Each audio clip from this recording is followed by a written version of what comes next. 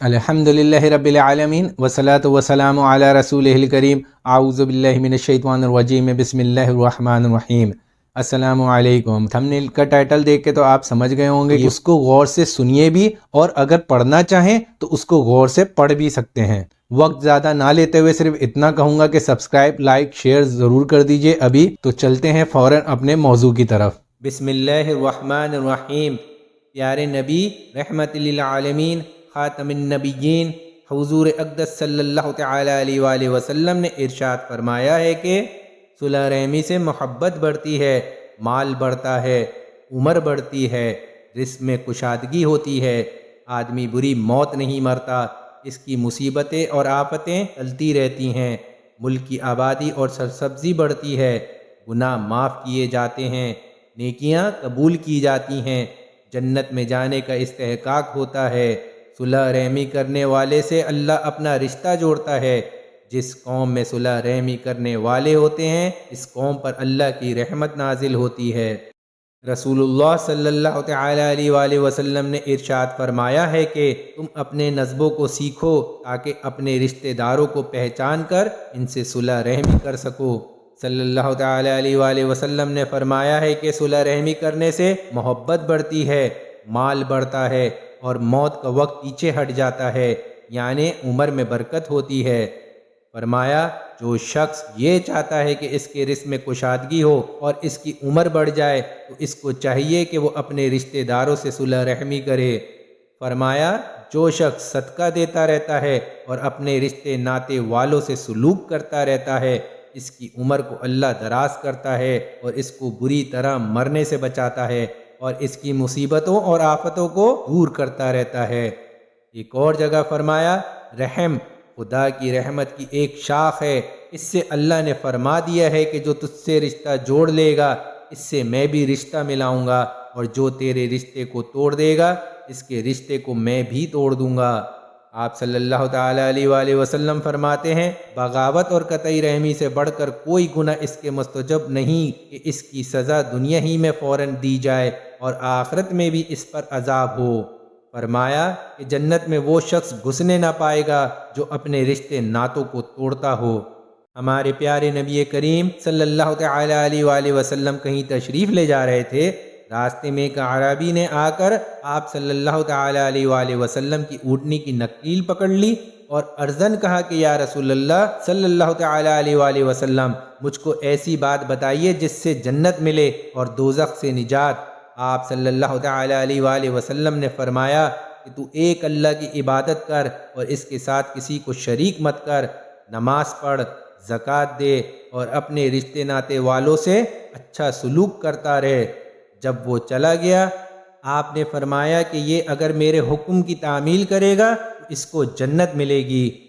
ایک اور جگہ فرمایا جو شخص نرم مزاج ہوتا ہے اس کو دنیا و آخرت کی خوبیاں ملتی ہیں، اور اپنے رشتے ناتوں والوں سے اچھا سلوک کرنے اور پڑوسیوں سے میل جول رکھنے اور عام طور پر لوگوں سے خوش خلقی برتنے سے ملک سرسبز اور آباد ہوتے ہیں اور ایسا کرنے والوں کی عمریں بڑھتی ہیں۔ ایک شخص نے آ کر عرض کیا یا رسول اللہ صلی اللہ تعالی علیہ وآلہ وسلم مجھ سے ایک بڑا گناہ ہو گیا ہے، میری توبہ کیوں کر قبول ہو سکتی ہے؟ آپ نے پوچھا کہ تیری ماں زندہ ہے؟ اس نے کہا نہیں۔ فرمایا کہ خالہ زندہ ہے؟ اس نے کہا جی ہاں۔ فرمایا کہ تو اس کے ساتھ حسن سلوک کر۔ ایک بار سرکار دو عالم صلی اللہ تعالی علیہ وآلہ وسلم نے مجمع میں یہ فرمایا کہ جو شخص رشتہ داری کا پاس و لحاظ نہ کرتا ہو وہ ہمارے پاس نہ بیٹھے۔ یہ سن کر ایک شخص اس مجمع سے اٹھا اور اپنی خالہ کے گھر گیا جس سے کچھ بگاڑ تھا۔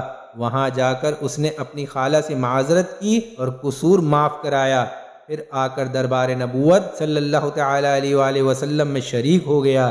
جب وہ واپس آیا تو سرکار دو عالم صلی اللہ تعالی علیہ وآلہ وسلم نے فرمایا کہ اس قوم پر اللہ کی رحمت نازل نہیں ہوتی جس میں ایسا شخص موجود ہو جو اپنے رشتہ داروں سے بگاڑ رکھتا ہو۔ فرمایا کہ ہر جمعے کی رات میں تمام آدمیوں کے عمل اور عبادتیں اللہ کے دربار میں پیش ہوتی ہیں۔ جو شخص اپنے رشتہ داروں سے بدسلوکی کرتا ہے اس کا کوئی عمل قبول نہیں ہوتا۔ فرمایا جو چاہتا ہے کہ اس کی عمر بڑھے اور اس کے رزق میں کشادگی ہو اور بری موت نہ مرے، تو اس کو لازم ہے کہ وہ اللہ سے ڈرتا رہے اور اپنے رشتے ناتوں والوں سے سلوک اچھا کرتا رہے۔ خلاصہ ہے، چند باتیں ہیں جن کی یاد دہانی ضروری ہے۔ سب سے پہلے یہ سمجھ لیے کہ جو اللہ اور اس کے رسول نے فرما دیا ہے وہ ہو کے رہے گا۔ دور حاضر میں دیکھیں تو امت کا بہت بڑا حصہ گمراہی میں، یا یوں کہہ لیجئے کہ جانتا ہی نہیں کہ اللہ اور اس کے رسول صلی اللہ تعالی علیہ وآلہ وسلم چاہتے کیا ہیں۔ رشتے ناتے روز بروز دور ہوتے جا رہے ہیں، والدین اولاد سے، اولاد والدین سے، بہن بھائیوں سے، بھائی بہنوں سے، رشتوں کی اہمیت کھوتے جا رہے ہیں۔ ابھی خالہ، ماموں، چچا، پھپھی وغیرہ وغیرہ تو دور کی باتیں ہیں۔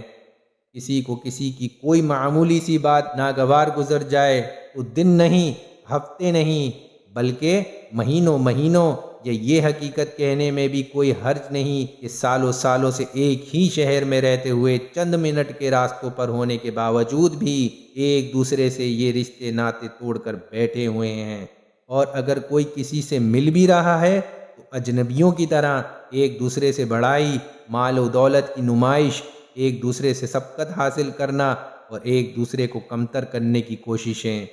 آخر کیوں ہم بھول گئے ہیں کہ یہ اللہ کے بنائے ہوئے رشتے ہیں؟ اللہ تعالیٰ نے میاں بیوی کے بعد سب سے پہلا رشتہ والدین ماں باپ کا بنایا، اس جوڑے سے اولاد کی نعمت عطا فرمائی، بیٹے اور بیٹیوں کا رشتہ بنایا، پھر بہنوں اور بھائیوں کا کبھی نہ ٹوٹنے والا پاک رشتہ بنایا، اس کے بعد خالہ، پھپھی، ماموں، چچا، ساس، سسر وغیرہ وغیرہ۔ نسل بڑھتی رہی، رشتے بنتے رہے۔ ہماری میموری اتنی کمزور کیوں ہو گئی ہے کہ ماں باپ، والدین نے ہماری پرورش ہمیشہ اپنی حیثیت سے بڑھ کر کی؟ یہ حقیقت اس وقت کھلے گی جب خود اس رتبے پر آئیں گے۔ شاید بہنوں کا مان ہوتے ہیں بھائی، اور بھائیوں کا بھرم ہوتی ہیں بہنیں۔ بچپن میں کھیلتے، کودتے، لڑتے، جھگڑتے بھی، لیکن چند منٹ میں ہی ایک دوسرے سے مل جاتے، صلح رحمی کرتے، کوئی دل میں بات نہ رہتی، ایک دوسرے کو اپنی ضرورتیں شیئر کرتے۔ یہ حصہ رہا ہماری زندگیوں کا۔ پھر آج کیوں؟ آخر کیوں معمولی بات پر ایک دوسرے کی شکلیں دیکھنے تک کے لیے تیار نہیں؟ خوشی تو چھوڑیں، موت میت میں بھی دل کی بات تو یہ ہے کہ صرف حاضری کے لیے۔